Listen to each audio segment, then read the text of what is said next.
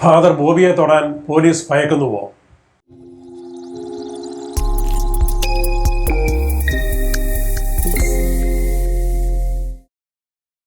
പ്രിയപ്പെട്ടവരെ, എല്ലാവർക്കും എൻ്റെ സ്നേഹാഭിവാദ്യങ്ങൾ. ഞാൻ ജോർജ് മൂലേച്ചാല്. ഷൈനിയുടെയും അലീനയുടെയും ഇവാനയുടെയും കൊലപാതക സമാനമായ കൂട്ട ആത്മഹത്യ നടന്നിട്ട് ഒരു മാസം കഴിഞ്ഞിരിക്കുന്നു. എന്നാൽ ഇതുവരെ ഈ കേസിൽ ഷൈനിയുടെ ഭർത്താവ് നോബിയെ മാത്രമാണ് അറസ്റ്റ് ചെയ്തിരിക്കുന്നത്. സാഹചര്യ തെളിവുകൾ പ്രകാരം ഷൈനിയെ ജീവിക്കാൻ അനുവദിക്കാതെ ആത്മഹത്യയിലേക്ക് തള്ളിവിട്ടതിൻ്റെ പ്രധാന കാരണക്കാരൻ നോബിയുടെ സഹോദരൻ ഫാദർ ബോബിയാണ് എന്ന് എല്ലാവർക്കും അറിയാം.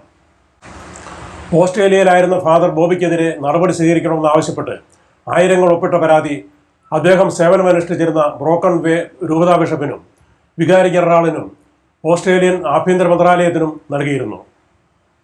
പക്ഷേ അപകടം മണത്ത ഫാദർ ബോബി അതിനകം തന്നെ ഓസ്ട്രേലിയയിൽ നിന്ന് രക്ഷപ്പെട്ട് കേരളത്തിലെത്തുകയുണ്ടായി എന്നും കോട്ടയം രൂപതാധികാരികൾ അദ്ദേഹത്തെ എവിടെയോ ഒളിപ്പിച്ചിരിക്കുകയാണ് എന്നുമാണ് കരുതപ്പെടുന്നത്.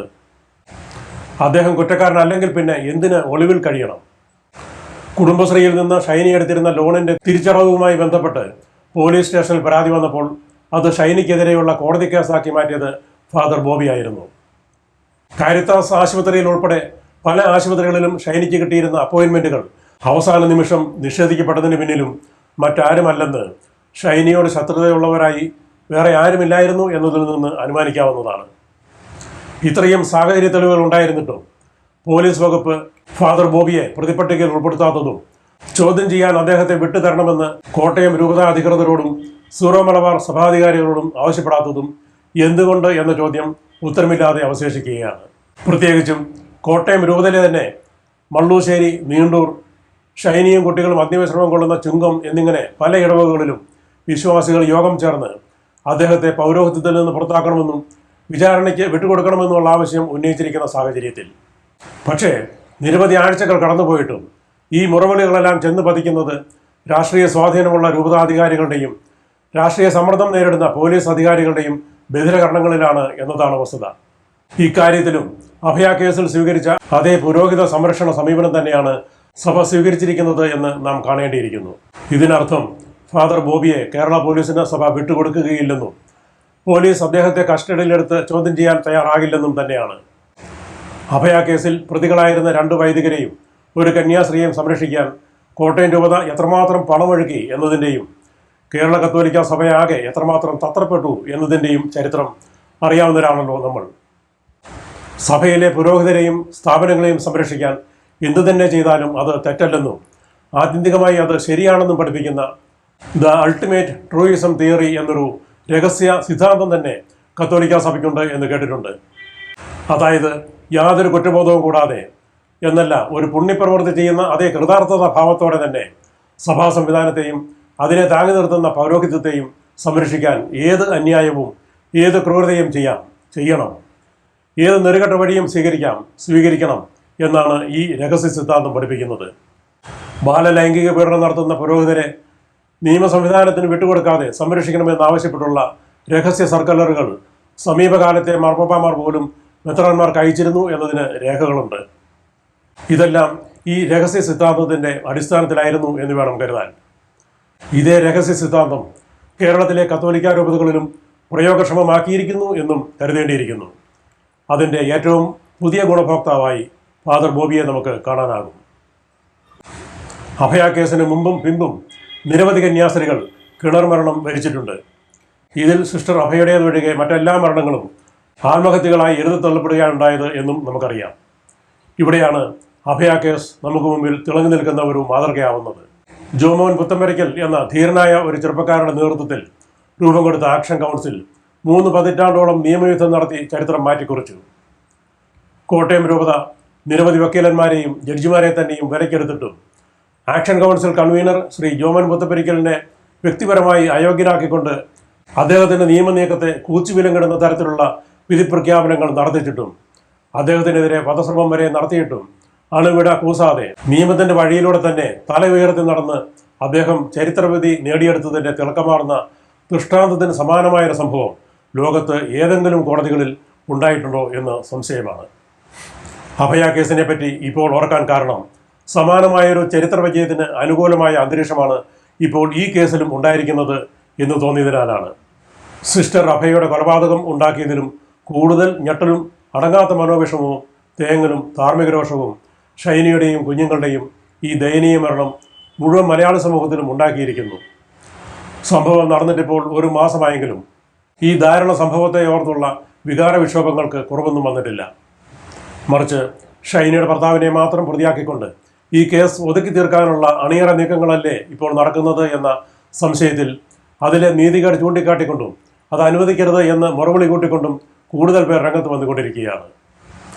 നോബിയുടെ ജ്യേഷ്ഠ സഹോദരൻ ഫാദർ ബോബിയെ ഒളിപ്പിച്ചു വയ്ക്കാതെ നിയമത്തിന് വിട്ടുകൊടുക്കാനുള്ള ആർജവം കാണിക്കണമെന്ന് കോട്ടയം രൂപത ബിഷപ്പിനോട് അതേ രൂപതയിലുള്ളവർ തന്നെ ശക്തമായി ആവശ്യപ്പെടുന്നു. നോബിയുടെ വീട്ടിലെ എല്ലാവരെയും കസ്റ്റഡിയിലെടുത്ത് ചോദ്യം ചെയ്യണമെന്ന ആവശ്യം പലരും ഉയർത്തുന്നു. കാരിത്താസ് ആശുപത്രി അധികൃതർ പച്ചക്കള്ളം പറഞ്ഞു നടത്തിയ പ്രസ്താവനയെ അപലപിക്കുന്നു. ഇതൊന്നും അനുവദിച്ചു തരില്ലെന്ന് ശപഥം ചെയ്യുന്നു. നിരവധിയായ യൂട്യൂബ് വീഡിയോകൾക്ക് പുറമെ വ്യക്തിഗത വീഡിയോകൾ ഇറക്കിയും വളരെ പേർ ഈ കേസിൽ ശക്തമായ രീതിയിൽ ആശയവിനിമയം നടത്തിക്കൊണ്ടിരിക്കുന്നു. ഇങ്ങനെ എത്രയോ വീഡിയോകളാണ് ഈ ദിവസങ്ങളിൽ പുതുതായി വന്നുകൊണ്ടിരിക്കുന്നത്.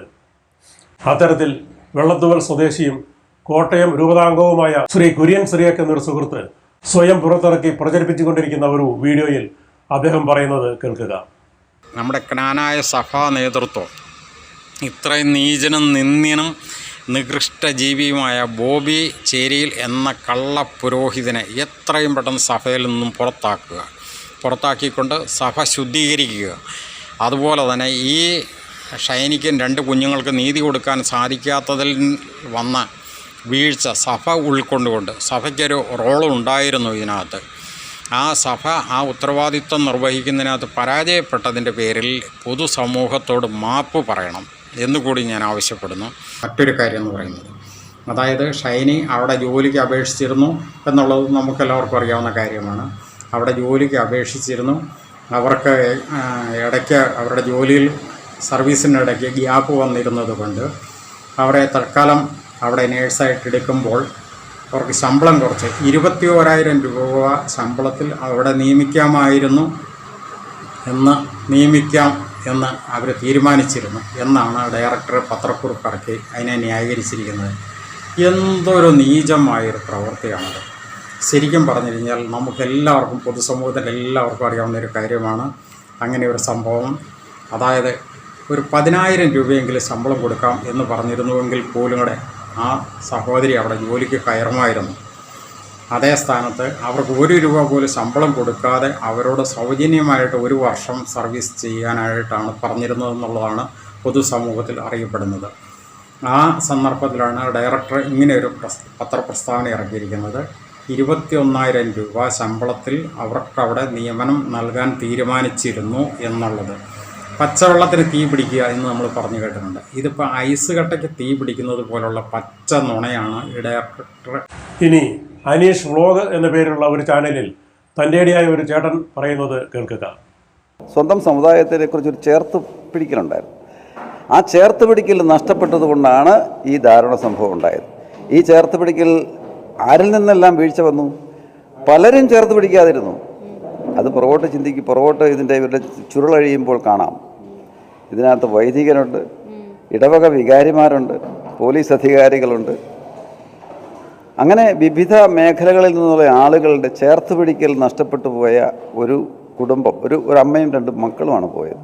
ഇനിയെങ്കിലും നടന്നു ഇനിയെങ്കിലും ഇങ്ങനെ സംഭവിക്കരുത് എന്നത് ഉറച്ച വിശ്വാസത്തോടുകൂടി ഞങ്ങൾ ഒരുമിച്ച് പ്രവർത്തിക്കും. യാതൊരു സംശയവുമില്ല. ആര് തന്നെ ഇതിൻ്റെ പ്രതികളായാലും തീർച്ചയായിട്ടും ഞങ്ങൾ ഇതിൻ്റെ പുറകിലുണ്ടാവും.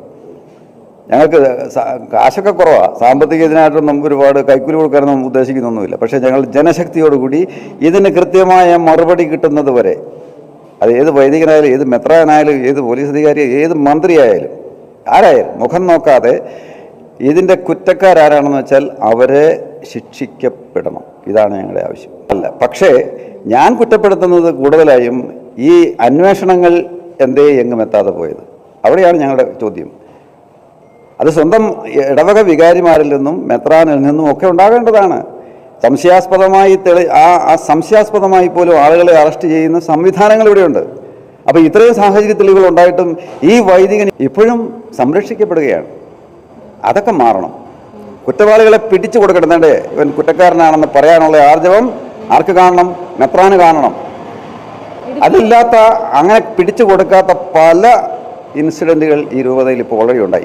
ഇനിയും ഇത് പാടില്ല. കേരള മനസാക്ഷിയെ നടുക്കിയ ഈ കൂട്ട ആത്മഹത്യ ഓരോ കോട്ടയം രൂപതക്കാരനിലും കേരള സമൂഹത്തിലെ ഓരോരുത്തരിലും ഉണർത്തിയിട്ടുള്ള ചിന്തകളും ധാർമ്മിക രോഷവുമാണ് ഈ വീഡിയോകളിൽ നാം ഇപ്പോൾ പ്രതിധ്വനിച്ച് കേട്ടത്. ഈ കേസിൽ ഫാദർ ബോബി രണ്ടാം പ്രതിയെങ്കിലുമാണ് എന്നതിൽ സംശയമില്ല. അങ്ങനെ അല്ലെങ്കിൽ ചോദ്യം ചെയ്യലിൽ അത് തെളിയട്ടെ. അതുപോലെ തന്നെ ഷൈനിയുടെ അമ്മായിയപ്പനും അമ്മായിയമ്മയും ഷൈനിയെ ഉപദ്രവിക്കുമായിരുന്നുവെന്ന് പോലീസ് റിപ്പോർട്ടിൽ പറഞ്ഞിരിക്കുന്നതിൽ നിന്ന് അവരും പ്രതിസ്ഥാനത്തുള്ളവരാണ് എന്ന് വരുന്നു. നിശ്ചയമായും അവരും ചോദ്യം ചെയ്യപ്പെടണം. മുഖം സംരക്ഷിക്കാമെന്ന വ്യാമോഹത്തോടെ ഷൈനിക്ക് 21,000 രൂപ ശമ്പളം ഓഫർ ചെയ്തിരുന്നതാണ് എന്ന് നുണപ്രസ്താവന ഇറക്കിയ കാരിത്താസ് ആശുപത്രി ഡയറക്ടറും തീർച്ചയായും കുറ്റക്കാരനാണ്.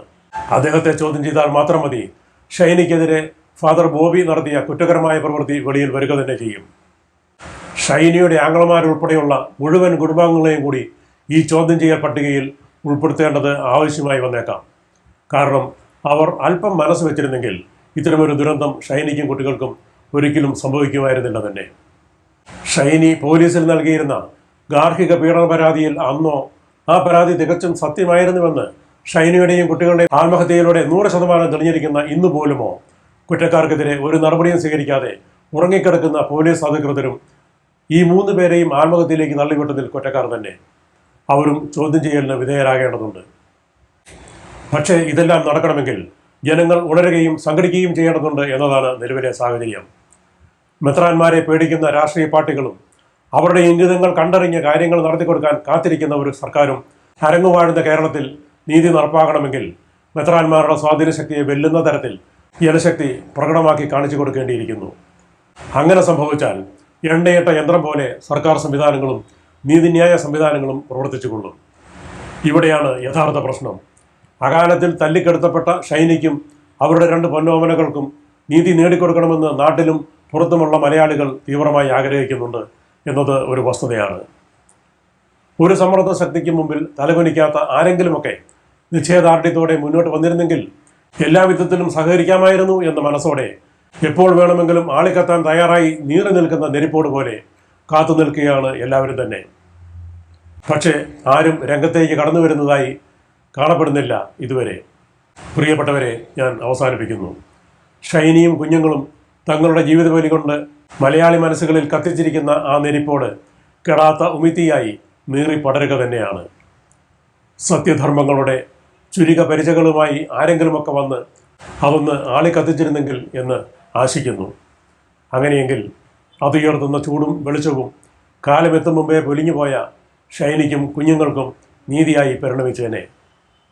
കാലം ആരെയെങ്കിലുമൊക്കെ അതിനായി ഒരുക്കിക്കൊണ്ടിരിക്കുകയായിരിക്കാം എന്ന പ്രത്യാശ പങ്കുവെച്ചുകൊണ്ട് എൻ്റെ വാക്കുകൾ ചുരുക്കുന്നു.